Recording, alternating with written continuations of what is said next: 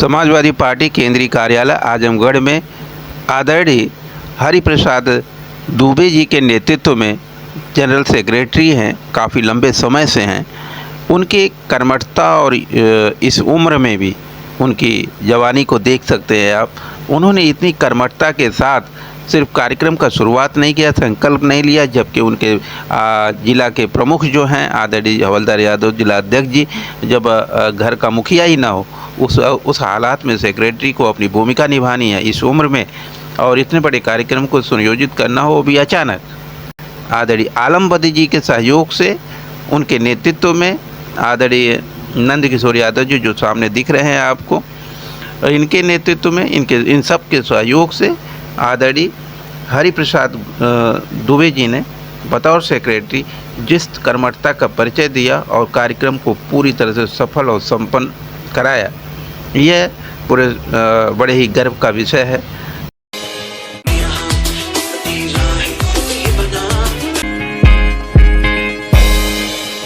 नमस्कार साथियों, news power में आप सबका स्वागत है। सांस्कृतिक प्रकोष्ठ आजमगढ़ के सभी सदस्यों ने बहुत ही शॉर्ट नोटिस पर जिस प्रकार से एक्टिव हो करके पार्टी कार्यालय पहुँचे और पूरी गर्मजोशी के साथ राष्ट्रीय अध्यक्ष जी का बर्थडे मनाने में अपनी जो भूमिका निभानी थी, पूरे रंगमंच को जमाने की जो भूमिका निभानी थी, वो बखूबी निभाया। उसका एक दृश्य आपको अवश्य देखने को मिलेगा। और जैसा कि आप पीछे देख रहे हैं, पूरी ये टीम है, महिला विंग भी उपस्थित है, और उसके साथ हमारी जो यंग समाजवादी पार्टी टीम जो है आदरणीय देख लीजिए, यह बर्थडे केक काटा जा रहा है। और इसके नेतृत्व में ये हैं हमारे निजामाबाद विधानसभा के सबसे बुज़ुर्ग नेता आदरणीय आलम बदी जी, सबसे कर्मठ, योग्य और सबसे सिंपल और सादगी से भरी ज़िंदगी को जीने वाले आदरणीय आलम बदी जी, जिसकी ईमानदारी, नैतिकता के उदाहरण दिए जाते हैं। आइए सुनते हैं, देखिए क्या कह रहे हैं।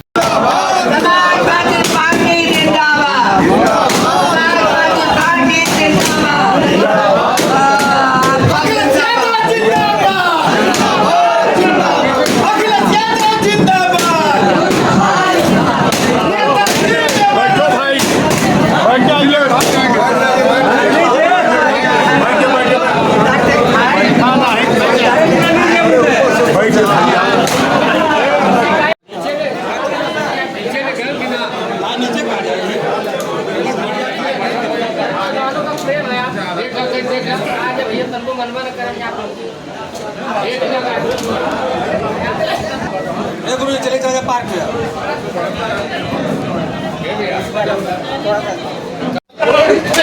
समाजवादी पार्टी के केंद्रीय कार्यालय आजमगढ़ से आज राष्ट्रीय अध्यक्ष का हैप्पी बर्थडे मनाया जा रहा है।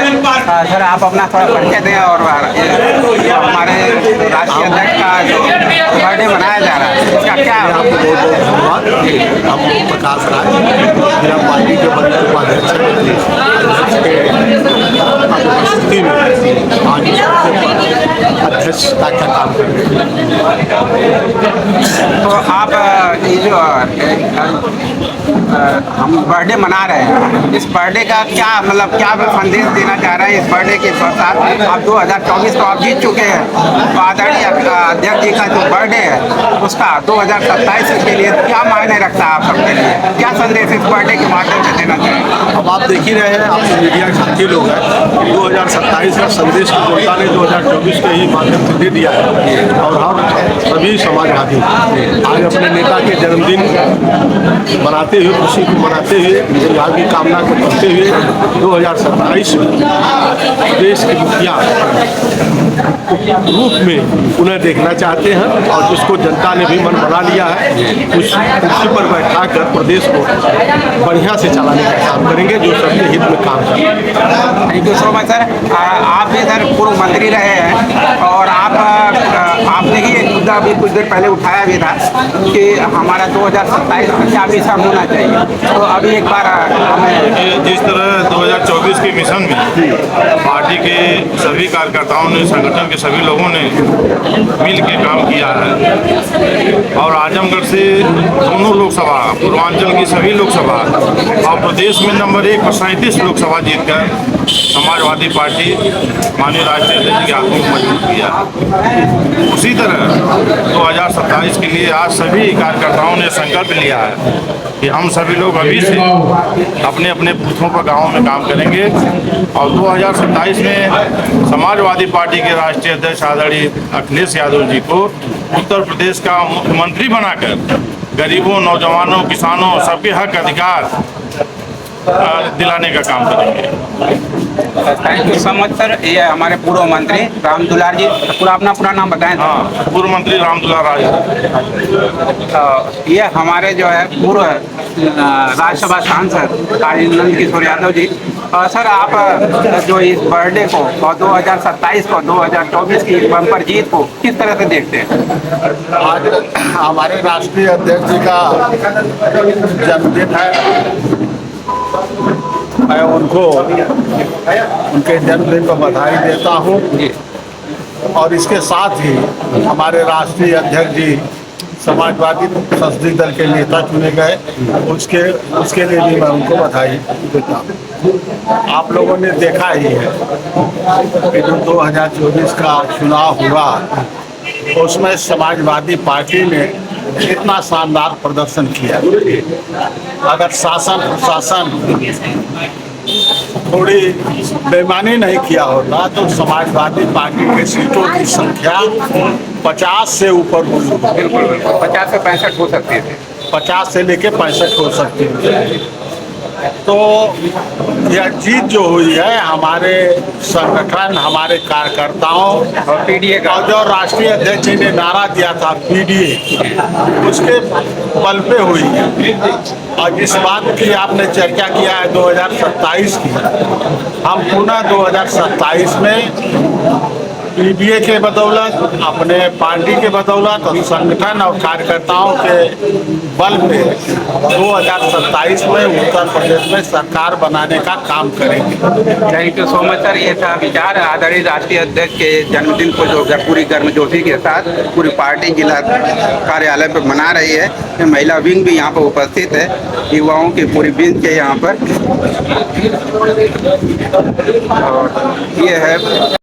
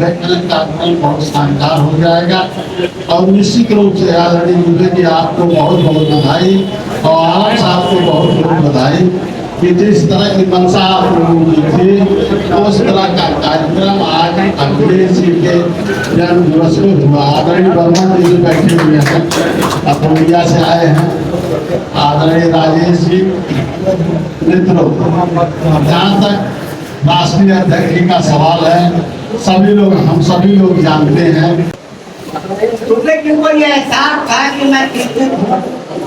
जो बच्चे ने बाबू को फोन किया तो कि हम 3 बजे आ रहे हैं, कहीं को नहीं। जो बजे 3 बजे आए कहीं पर नहीं आए। जब वाकई ठीक है तो काम होगा। बड़ी खुशी है, बहुत खुशी है। मैंने सिर्फ इतना कहा था, मुझे चिंता इस बात की है वहाँ लोग आ पाएंगे कि नहीं। रूपी जी ने कहा कि आपके अनुमान से ज्यादा लोग वहाँ मौजूद होंगे। आपको यहाँ आके बहुत खुशी होगी, आपके दिलों में मेरा कुछ नहीं है। सारा देश रूपी जी को जाता है। रूपी जी ने हौसला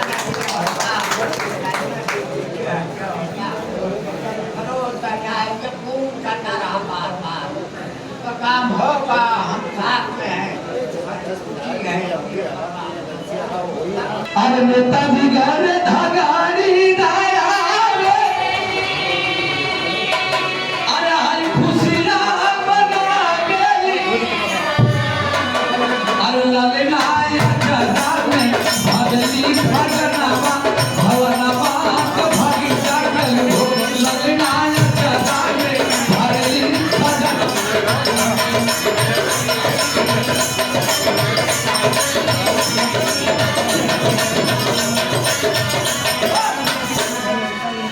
और शोहर पर बड़ा खुशी बात ये माननीय श्री ओम प्रकाश राज नेताजी की तरफ से 500 रुपए का आशीर्वाद मिला।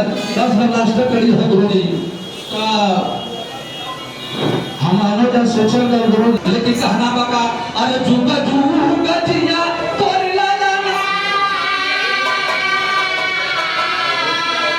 अच्छा देखा गावत गावत तो जब पवरिया वाले भी आ जाने, जब पवरिया वाले आ जाने विधायक जी तो कहना का आज जब नेताजी के दरवाजे पर पवरिया वाले आए तो कहना का कि जुगा जुगा जिया तोरी लाला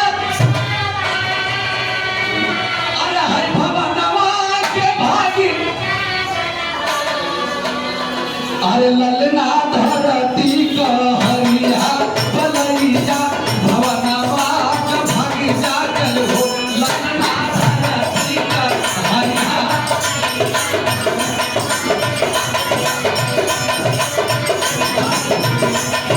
बीबीएस न्यूज़ का ये प्रयास यदि आपको पसंद आए तो आप निश्चित रूप से लाइक करें, शेयर करें और सब्सक्राइब करें। अपने दोस्त यार, अपने मित्रों, अपने रिश्तेदारों के बीच में भी यदि आप लाइक, शेयर और सब्सक्राइब करवाते हैं, सहयोग करते हैं, इसके लिए आपका बीबीएस परिवार का आपका हृदय से आभारी होगा। धन्यवाद एक बार फिर से। Thank you so much. Most welcome to BBS news power.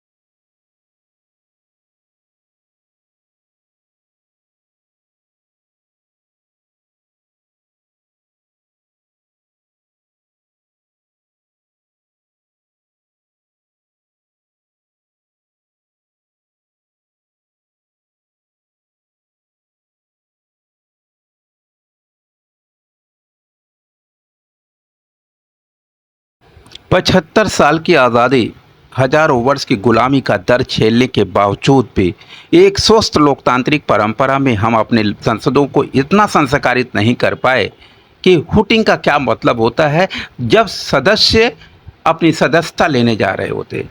सदस्यता लेने जा रहे होते हैं, उससे पहले विपक्ष के या पक्ष के सत्ता पक्ष या विपक्ष के लोग एक दूसरे के प्रति हुटिंग करना शुरू कर देते हैं। शायद दोनों ही तरफ से गलत होता है। इन गलत परंपराओं का कभी भी प्रश्रय नहीं दिया जा सकता, इसको रोका जाना चाहिए। उन परंपराओं को रोके बगैर हम उम्मीद करते हैं ऐसी संस्कार और ऐसी संस्कृति को डेवलप किए बगैर, तकनीकी टूल्स एंड टेक्निक का प्रयोग किए बगैर हम संवैधानिक संस्थानों का संपूर्ण क्रियान्वयन की संभावना की अपेक्षा करते हैं, जो संभव नहीं है, क्योंकि जब राजनीति में पॉलिटिकल स्टार उसमें नैतिकता का खून खत्म हो चुका हो, तो उसमें नैतिकता की भावनाओं और उससे उत्पन्न होने वाले परिणामों की अपेक्षा सिर्फ एक जुमला हो सकता है, एक अफसोस भरा अपेक्षा हो सकती है, जिसका परिणाम दूरगामी देश और समाज दोनों को भ्रमित करने वाला हो सकता है। आज इसी की विषय पर जब एक लोकसभा अध्यक्ष को उसको दोबारा चुने जाने पर मुबारकबाद दी जा रही है, वहीं दूसरी तरफ उसके द्वारा किए गए अनुचित असंवैधानिक कृत्यों को याद भी दिलाया जा रहा। इससे बड़ा कोई वास्तव में दुर्भाग्यपूर्ण बात हो नहीं सकती। किसी भी ऐसे संवैधानिक पद पर बैठने वाले जो पारदर्शिता का प्रतीक हो, सर्वोच्च न्यायाधीश होने का प्रतीक हो, न्यायिक प्रक्रिया का प्रतीक हो, उस पद पर बैठे हुए आदमी का ऐसे लांछन शायद देश के लिए सबसे बड़ा दुर्भाग्य बात है। जो देश लोकतांत्रिक मूल्यों का सबसे आदर्श प्रदेश है।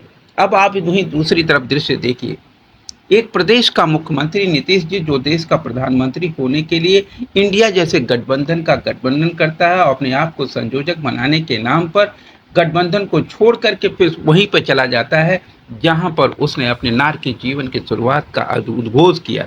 पारदर्शिता ही सत्य का आईना है। देश काल और परिस्थिति चाहे जो भी हो, लेकिन पारदर्शिता के बगैर देश के और समाज के परिस्थितियों को परखा नहीं जा सकता। मोदी जी के चरित्र और उनका सत्य दोनों अलग अलग हैं, यह एक है।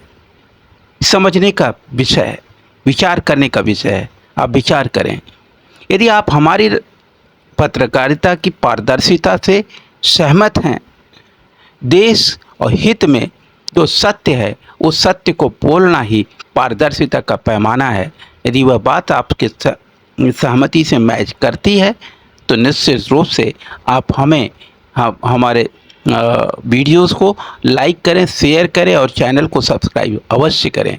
ये आपको भारतीयता और उसकी संवैधानिकता के साथ उसकी सनातनीता का समर्थन होगा। जय भारत, जय गीता, जय संविधान।